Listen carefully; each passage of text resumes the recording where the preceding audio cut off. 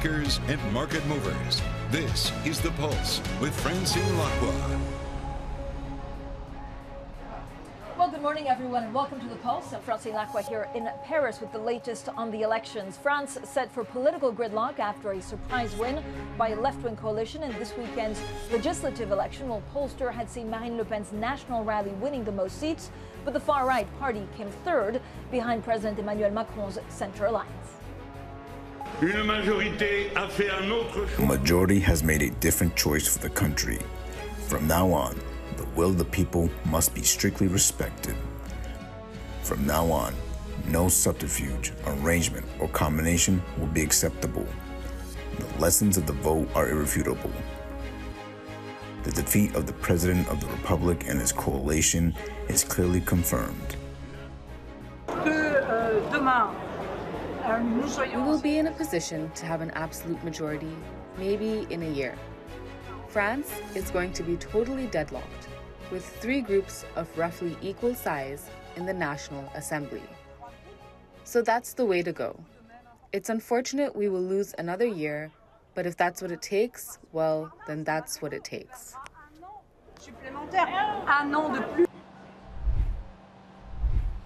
Let's go straight to the markets to see the initial reaction. Now, they've zigzagged a little bit. French markets seem to have erased some of the initial losses. Again, I guess investors now looking at or speculating that the lack of a clear majority in the election means that the next government will have to compromise, which will keep the extreme policies off the table. So we're seeing a little bit of a lift for the CAC 40. Nothing huge, nothing to write home about, but it's still gaining some 0.4%. The 10-year 3.226. I think there's another argument that would say if we have political gridlock and actually not much happening with a very difficult budget, sure, we're going to see maybe not much in terms of fiscal policy, but you could see also a lot of riots and a lot of indecision that could lead to actually, France being blocked for a couple of years. So let's discuss this further with Jacot-Cardoen, French Chief Executive at Edmond de Rothschild Asset Management, and Ludovic, Chief Economist at Allianz. So thank you both for joining us. So I guess there's a bit of relief from the markets. There's maybe a bit of relief from some people in the French population that the far right didn't go ahead. But fiscally, we don't really know what this new government will do, Mai. That's right. I think we've, as you said, Francine, we've depriced the extremes clearly yesterday night, and there is still a big surprise in the market this morning that the left has managed to get literally shoulder to shoulder with the political party from Macron and the Rassemblement National. I think the outcome is unclear in terms of how to govern in an environment that's so close to each other, and that means for investors probably a lot of uncertainty and a lack of clarity in the coming months as the coalition is starting to, I guess, execute what they can execute. Yeah, and Ludovic, I mean, this is not France, this is not Italy, sorry, this is not, France is not used to building these big, they're not used to building these big coalitions. And if you look at, this left movement, I mean, if they implement their program, it's 96 billion euros a year, 6 times what Macron wanted to spend. Yeah, but that's the good news, right? That's why we get a muted reactions on market. They won't be able to implement their program, right? Because there is nuisance power everywhere from the president to the Senate. But there will be concessions. There will be compromises. And the question is whether we are ripe for coalition building, or whether we need to, the left needs to think which political figure do they want to put forward that is compatible with the centrist party, which is still a third of the parliament, or close to a third, yeah? I mean, if we don't have a government before September, what does that mean for markets? Will they be looking for a kind of, a base? Do they stay tranquille, as the French would say, because there's no huge concern, or are they going to start being concerned?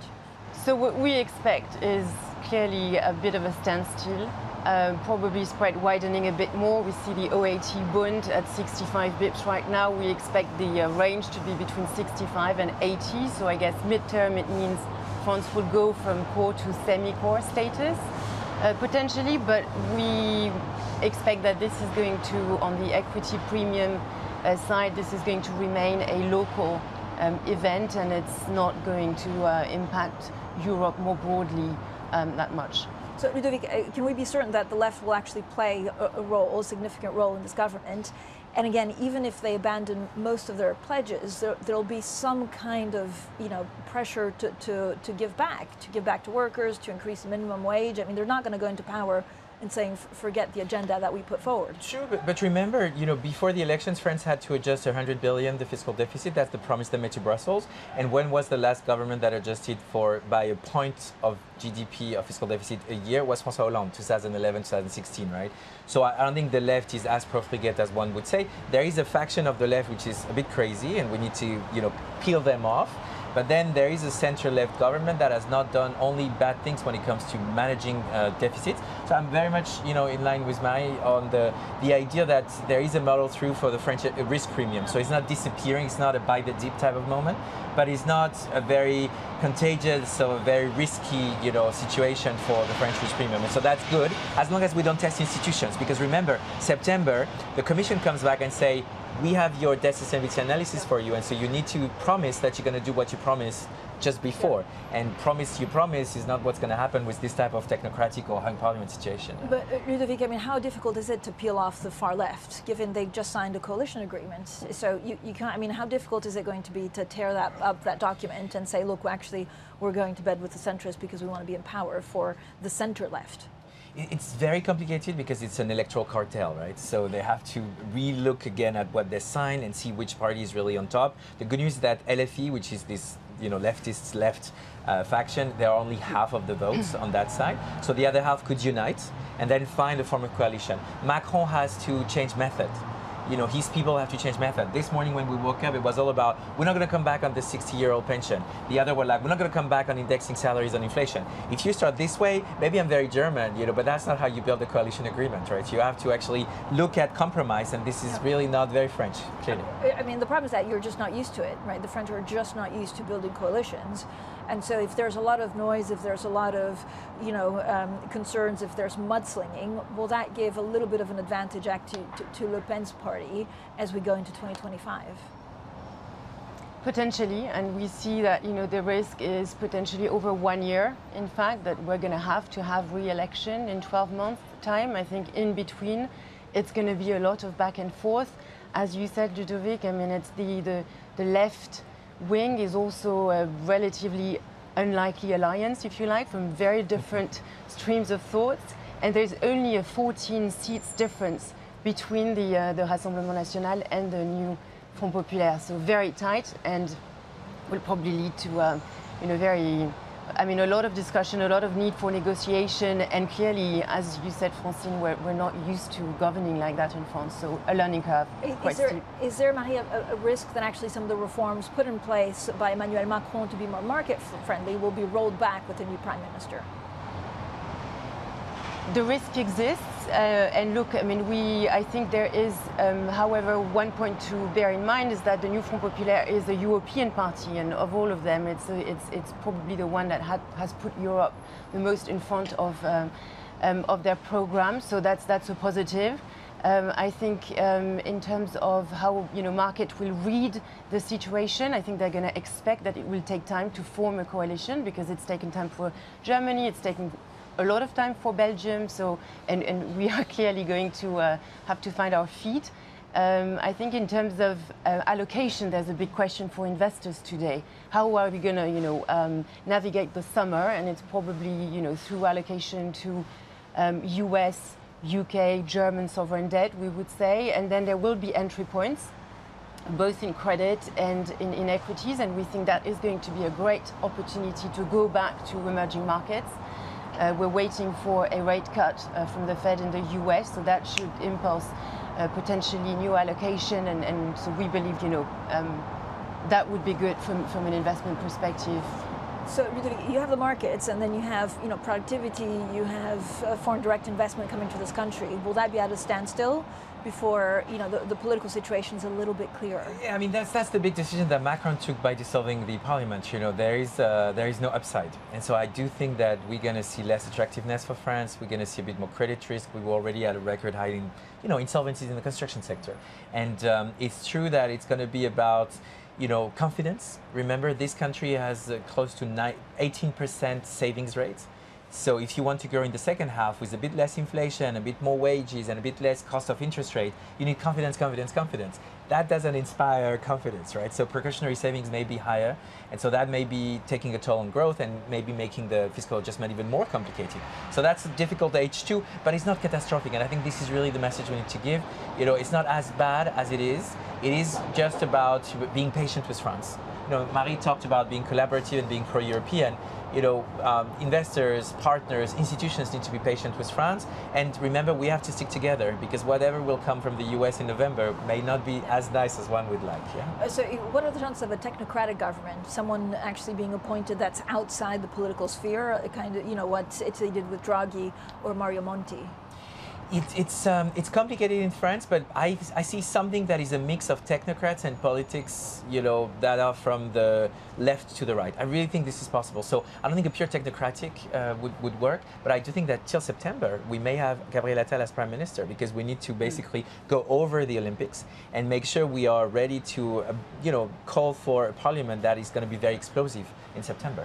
I mean, I think also traders are trying to figure out some of the legalities, right? For example, I think, you know, Emmanuel Macron had promised a lot of Mirage or like a lot of the weapons to Ukraine. With a new government, that needs to be actually signed for by the finance minister and by the defense minister. I mean, things like that. Are we going to see a president that is so frustrated by not being able to be in charge anymore that at some point he'll step down as president? I mean, absolutely a possibility, and it would be very interesting to see how, you know, he is going to be able to govern going forward. I think the big scare from the market is whether, you know, the government is going to use decrees to govern in the next months, because that's something that tends to scare markets. So we're going to have to observe. I think for the time being, we're very much in a wait-and-see mode, but things will unfold hopefully quite quickly. And thank you both for joining us today. That was Marie Jacot, France Chief Executive at Edmond, Rothschild Asset Management, and Ludovic Subran, Chief Economist at Allianz. Coming up, we'll talk a lot more about the U.S. as Joe Biden doubles down after more House Democrats call for him to step aside. We'll have more on that story next, and this is Bloomberg.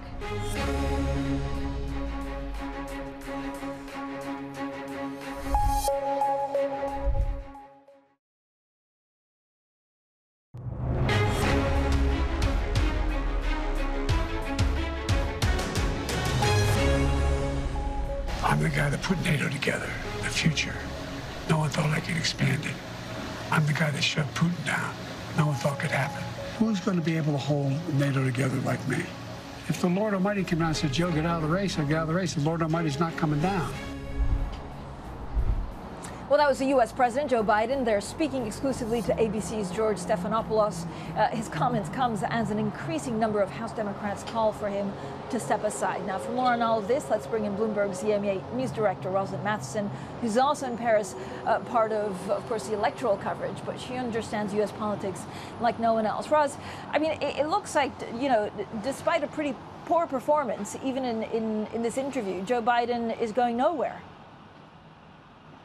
Well, that's right. You saw quite a sense of defiance from him, if anything, in this interview, and certainly a sense that he feels that he ran against Donald Trump the first time because only he could defeat Donald Trump. And that's the message. He said he's convinced himself again that only he can take on Donald Trump a second time and only he can defeat him because of his many years of experience as a politician. Of course, Joe Biden has been in politics for decades. He's a very seasoned, experienced politician. But at the same time, that sense of defiance that he's able to show the durability that's needed to not just campaign against Donald Trump, but win against him and then be president for another 4 years. So again, even as we're seeing more and more Democrat lawmakers, you know, privately say, should he look at stepping aside? Does he need to drop out? And that narrative is certainly not going away and will just increase potentially into this week, that Joe Biden is saying for now he's got no intention of going anywhere. But Roz, if he doesn't step down, can the Democrats actually kick him out, or is that almost impossible? And would it look really bad? What are the polls saying? If an election were to happen tomorrow in the U.S., is it a definite Trump president? Well, interestingly enough, a poll that we recently did showed that in some swing states, Joe Biden's not doing that badly.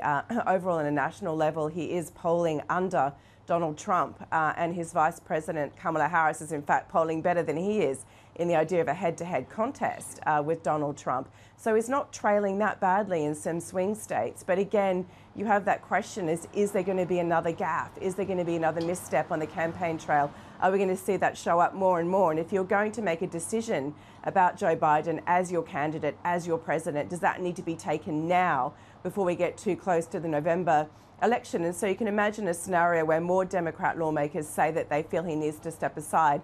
At some point, do they put their names publicly to a letter saying that he has to do so? And at that point, does his position become untenable? Ros, thank you so much, as always. Bloomberg's EMEA News Director, Rosalind Matheson. Now, still with us, Ludovic Subran, Chief Economist at Allianz. Ludovic, I mean, no matter how much, concern we have on any European election, frankly, the U.S. is the bigger one because it's more important to the world as a whole on tariffs. But I don't know, I mean, is there any way of pricing what Joe Biden staying on as Democratic candidate does for his chances of winning? I do believe that markets will reposition, for example, their inflation calls, so the inflation expectations, because remember, if Trump has an edge, it means he's the triple whammy of inflation, which will be very bad for Europe, by the way. He promised to deport 7.7 people living on American soil. He promised tariffs to, go back to the 70s. And he's someone who has been discrediting the Fed over and over again. So I think we're going to see if markets are repositioning themselves for a Trump large win, which would be quite catastrophic for the US because there would be a boom-bust type of scenario with over-tightening risks rising and the Fed not being able to cut at all in 25. But that would be dramatic for Europe. Can you imagine with the situation we have now to have the US, this divergence in the financial cycle and this risk of capital flight to the US and then the recession to re-import back in a year from now? That's really sad for the world. Trump may be good for America short term, but it will be certainly negative midterm for Europe and for America. So how do you position ahead of that? I mean, do you wait until November? Because still, again, November, this is such a long election cycle. Yeah. And frankly, because of the candidate's age, anything can happen. I think tactically the dollar is going to get stronger. Tactically also the US equity market is going to get stronger because everybody expects Biden to go with his Super Bowl of tax.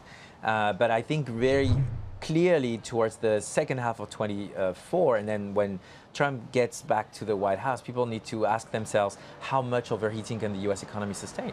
And so that's when you're going to have to unwind and, unbuckle your positions. And I think for us, for example, we're going to be very critical and scrutinizing of the credit cycle in the US, which has been doing very good, right? This no lending, fueled by fiscal policy. We don't know how this could play in 2025 with someone who could be quite erratic at the helm of that. Ludovic, when do you see a Fed cut? Again, we saw unemployment creep up a little bit. I don't know whether at some point they actually lose that narrative. We have a first Fed cut in December, mostly because of the political nuisance it could cause to have a Fed cut in September, just before the election, or 3 days after the election, right? The FOMC meeting is really 3 days after. So we push it down to December, a bit a la Bank of England. We don't want to get involved, but somehow we are not independent, so we have to do something. But to be fair, I think it's time. I think the latest numbers in the US showed that there is time to cut for the US, for the Fed not to be a laggard. And that would be quite dramatic for the jobs sector in the US for sure. Yeah. And so does that reignite the animal spirits of the US, which have been extremely strong, and then a little bit of question marks because the Fed hasn't cut yet? I don't think it's enough. I think what's going to matter is, can the Fed deliver 5 rate cuts in 25? Where is the terminal rate in the US? Yeah. And markets are currently pricing a terminal rate that is far too high given the growth momentum in the US. So the real question is there an inflection and a real loosening cycle? Only Biden can deliver that. I don't think Trump can deliver any loosening cycle. So that would be quite surprising for the markets. Ludovic, thank you so much for joining us. That was Ludovic Subran there, Chief Economist at Allianz. Plenty more ahead. Stay with us. This is Bloomberg.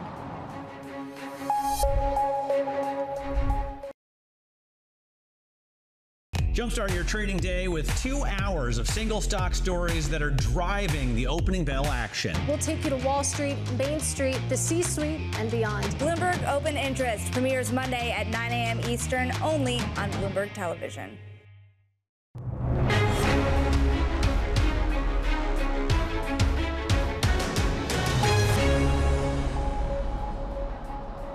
The conversations that matter, the insights you need. This is The Pulse, and I'm Francine Lacqua here in Paris. Now, Iran has elected a reformist president keen on restarting talks with the U.S. over a landmark nuclear deal. Masoud Pezeshkian, a 69-year-old heart surgeon, beat his hardline rival by almost 3 million votes in a runoff.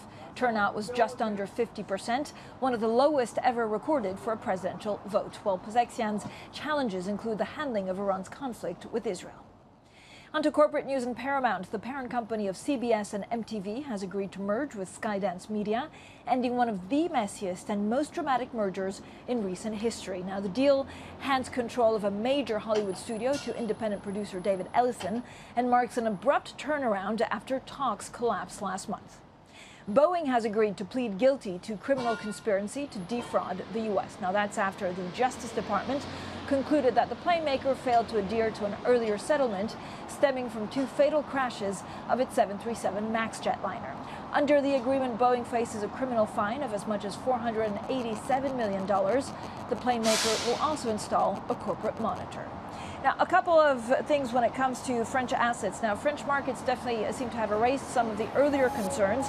Investors really speculating that the lack of a clear majority in the election now means that the next government will have to compromise, which should be able to, keep the most extreme policies off the table. So on the back of that, you see the CAC 40 gaining some 0.7%. More from Paris and the Eiffel Tower shortly. This is Bloomberg.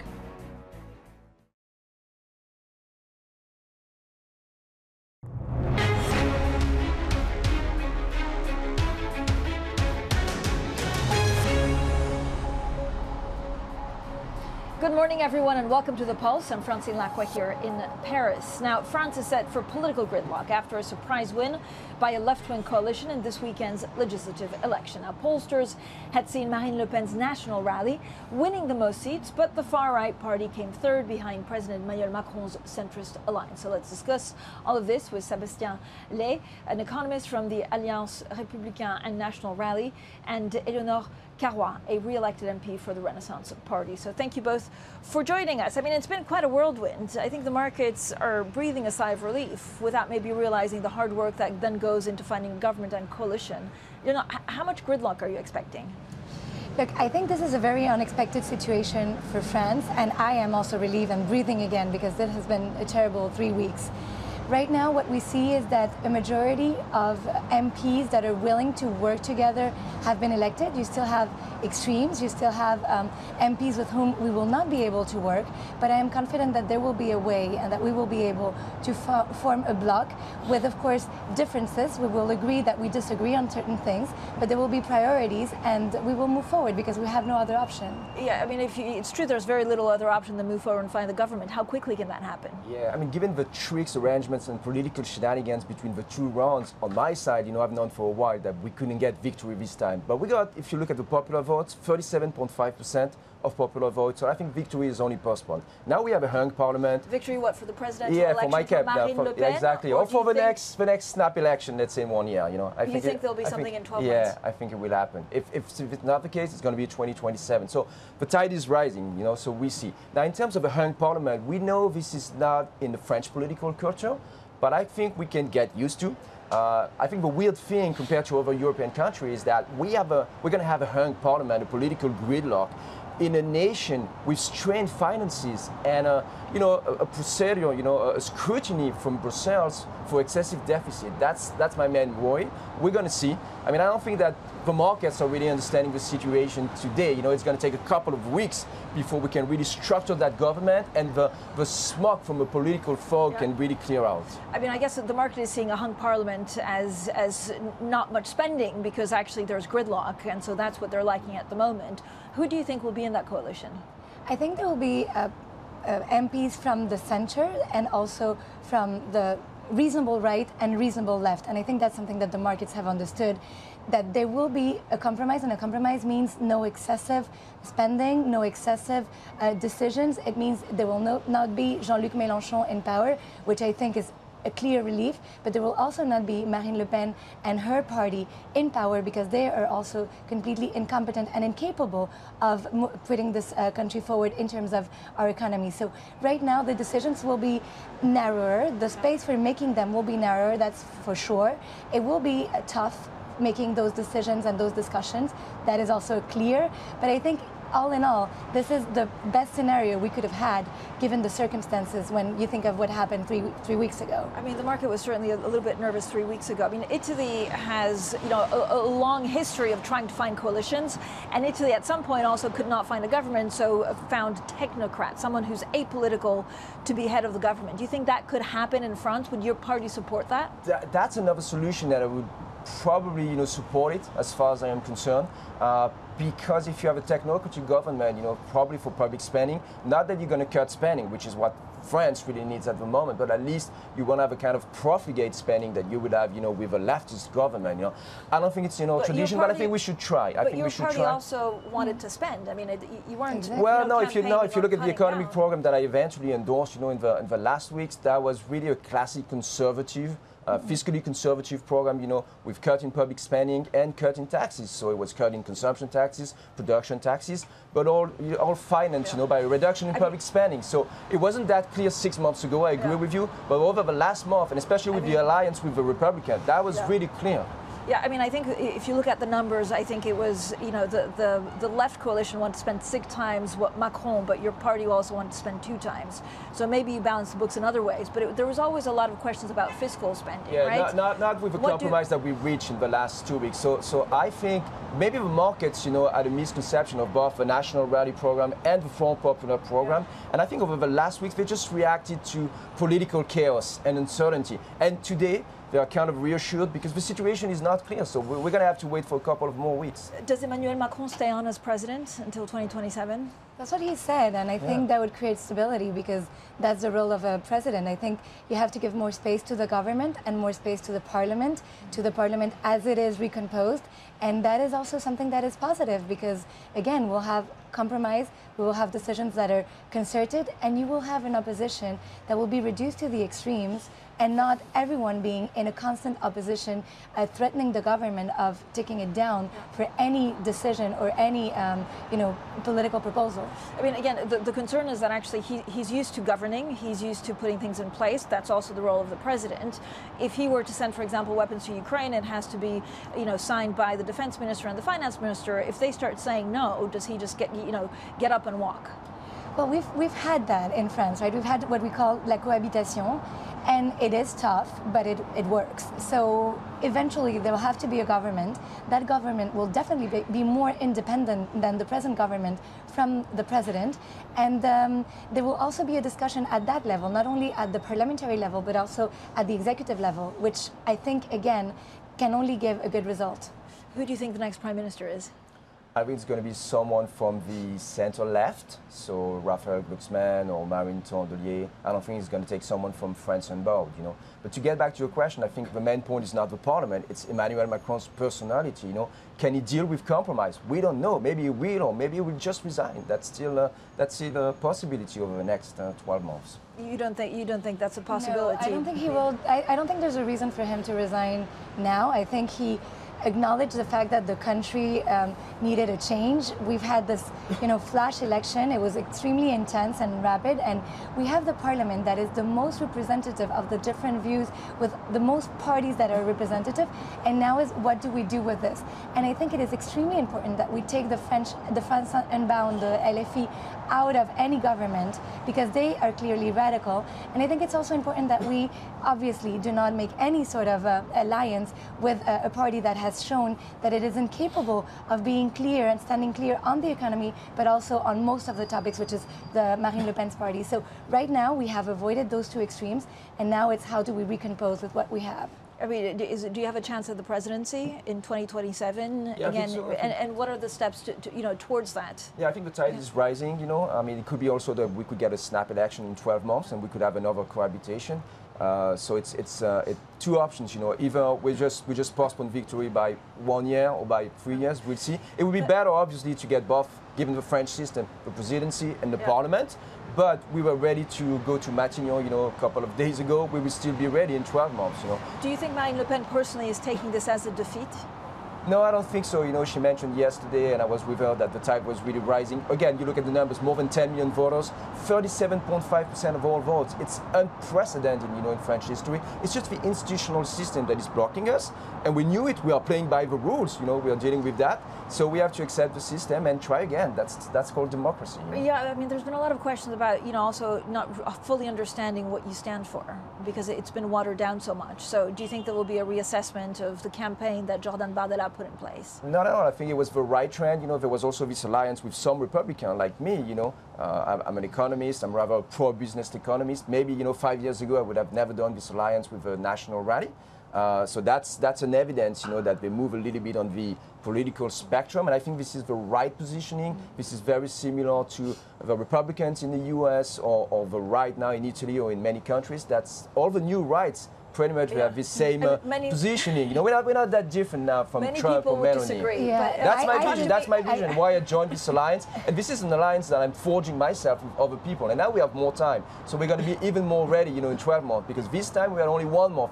Personally, you know, I had never ran for an election before. I had to decide going for this election in 2 days. That was just like launching a new startup. You know, but now I have the time. I have at least 11 months to get ready. I mean, many French really, you know, say that it's very difficult to change the party. But talk to me a little bit about what party, I mean, the role of France in Europe.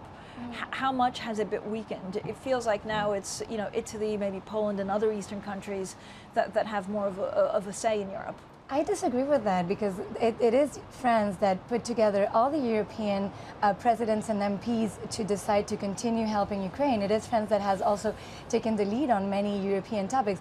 This was a difficult time, and it still is and will be for a little time. But going back to what you were saying, I was shocked by the Républicains and the National Rally Alliance, because for me the National Rally Alliance is a very protectionist party that has more of a leftist sort of a economical project that is against every free trade agreement, and that is totally I am a protectionist, opposed. you know. I'm a pro-business economist, but also a protectionist. I'm a Trumpist when it comes to economics. I'm perfectly aligned with Arthur Laffer, all these people in the US. So, like I said, you know, it's just a normalization of the right in France. Yeah. Would you call Marine Le Pen's party far right? It's the new right for me. So the question is, do you call far right Donald Trump or Meloni or everyone? So where's the right in the United States? It's the Republican Party, it's the right. So what is the political cleavage? Is it between the left and the right, or do you invent something new, the left and the far right? So where is the right in the US?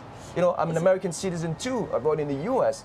The right is the right. It's Donald Trump. It's the evolution of the right. Does this actually change politics in France forever? If you start looking at coalitions and, you know, the way the negotiations, I guess, in the next couple of months will then set the stage for further years. Yes, it does change the politics, but the recent politics, because traditionally in the past republics, we were a parliamentary republic. It was very unstable. We have a very bad image of what was the Fourth Republic, because of course that led to several elections and to certain instability.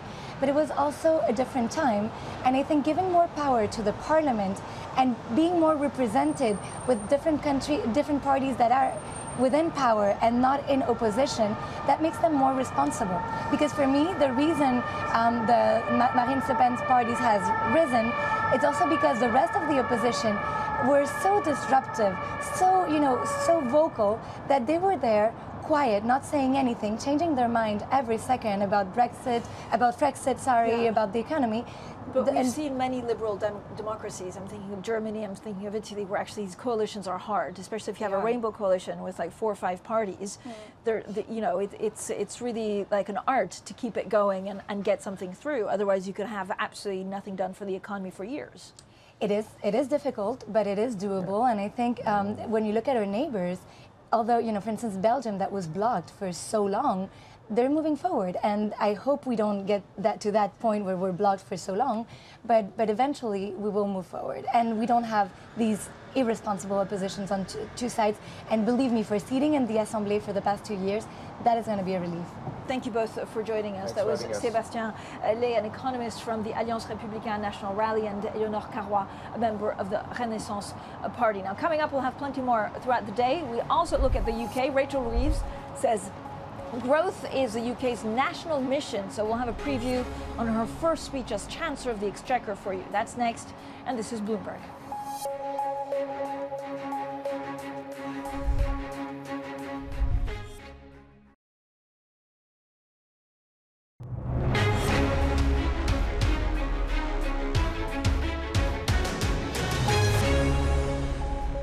Thank you. The UK has a Labour Prime Minister for the first time in 14 years and a female Chancellor for the first time ever. But who are Keir Starmer and Rachel Reeves? Keir Starmer's only been an MP since 2015.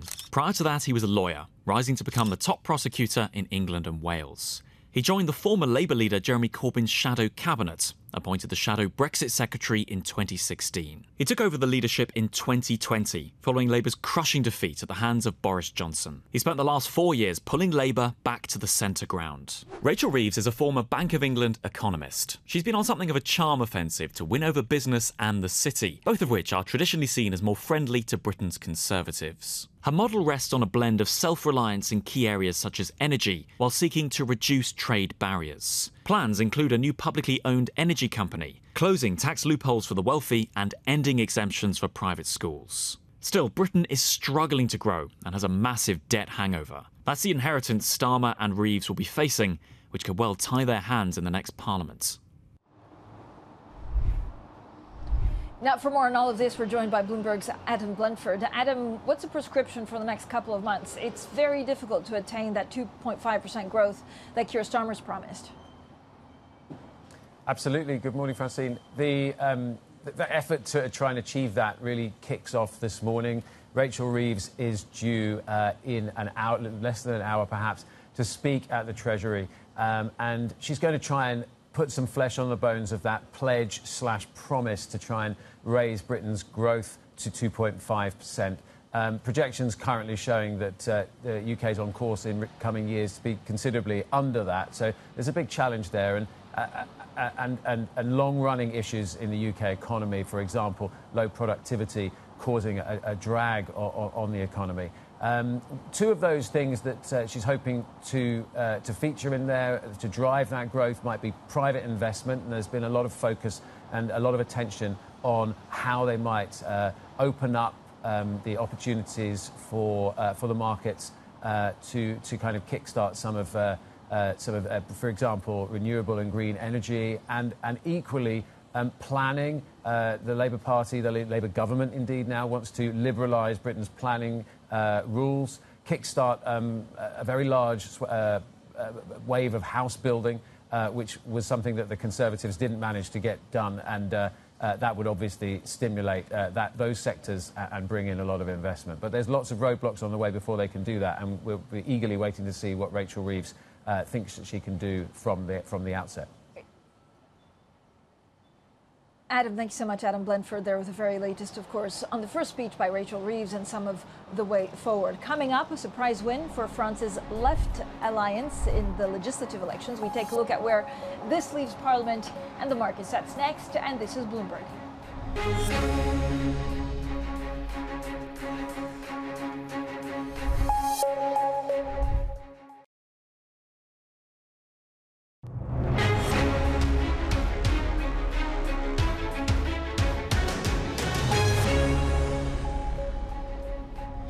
Well, the euro has pared losses following the results from France's legislative elections, while French stocks also trading in the green this morning. So let's get more from Bloomberg's Chad Thomas, who runs, of course, our government coverage.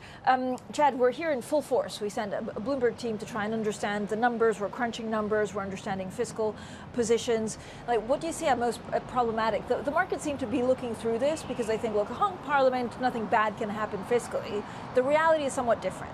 Well, the reality is we have gridlock, first of all. And second of all, Macron, if he's going to try to form a government, he doesn't have it in the center with his own parties. It's, as you say, split by thirds, 3 different groups. So he's going to have to move to the left. And moving to the left means he's going to have to abandon some of the reform policies that he's been pursuing, maybe have to roll some of them back. And he's probably going to have to spend a little bit of money. And there isn't much wiggle room for France. France is already exceeding the budgetary limits set by the European Commission. So it's really hard to see first how you form that government, and then once you have one, how do you continue on any sort of path of reforms? That idea seems to be dead. Yeah, and I mean, we're talking about a rainbow coalition, so it's basically a coalition with a number of parties. I mean, you live in Berlin where it's not the norm, but certainly is not easy, but they're used to it. It's really unclear the way forward for France to build this kind of coalition because they're just not used to it. Yeah, you don't have that tradition in France. We had the event this morning with Jean-Claude Trichet. You were talking to him as well, and he was trying to suggest that maybe the parties in the center will form some sort of a coalition minus the far left.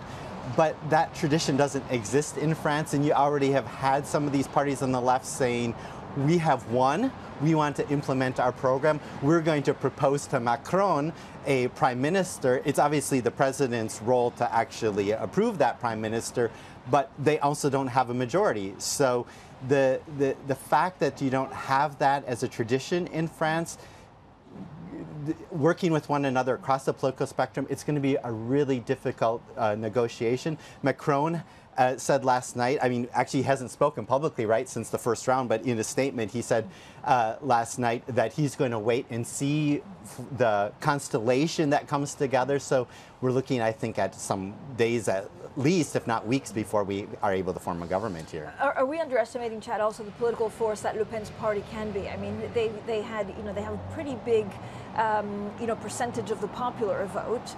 They have a number of seats. Can they be disruptive in Parliament? Can they be disruptive for Macron? Well, the other thing is that we basically had this splitting of the vote among these three groups, and there were people on the far left and on the far right saying we want change. So if you form a government in the middle, you've basically ignored these people on the far left, far right, saying they don't want the politics to continue as usual. So even if they're not able to disrupt the policies now, what happens with the next election? Do they do better then? So it's not as if now this concern is over.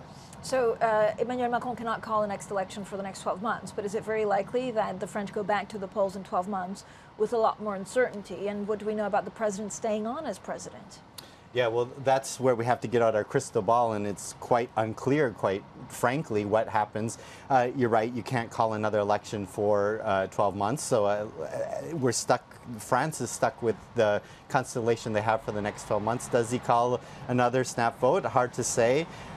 He has said that he's going to stay on as president until the end of his term, but if things get really tough, that would be the other option for him to step down. It's going to be really interesting to see how things play out over the next weeks and months. I mean, I heard it from a couple of chief executives. They're also worried about people, again, taking to the streets. I guess the supporters of both extremes saying we've been cheated because, some of the votes, they cobbled together to make sure that they kept the extremes out of power. And again, that will be disruptive for chief executives, for business, trying to get back to normal. And I don't know what that does to foreign direct investment in the country. Yeah, and people feel disenfranchised. If you blocked the far right, but they did that by having people drop out of the second round of the election that many people supported. So people had to go and vote. There was some data last night that showed that many people voted against someone as opposed to for someone. So when people don't get what they actually wanted, to your point, they will probably take to the streets. There's that tradition in France, and then you have more gridlock, not just from the point of view of the political gridlock potentially within the assembly, but actually on the streets, people out on strike. Chad, as always, thank you so much for joining us. That was Chad Thomas. Now, a quick look at markets in France. Actually, we saw an initial dip for the CAC 40. Now it's getting some 0.7%. So maybe a hung parliament is very reassuring for markets. Plenty more to come. Bloomberg Brief up next, and this is Bloomberg.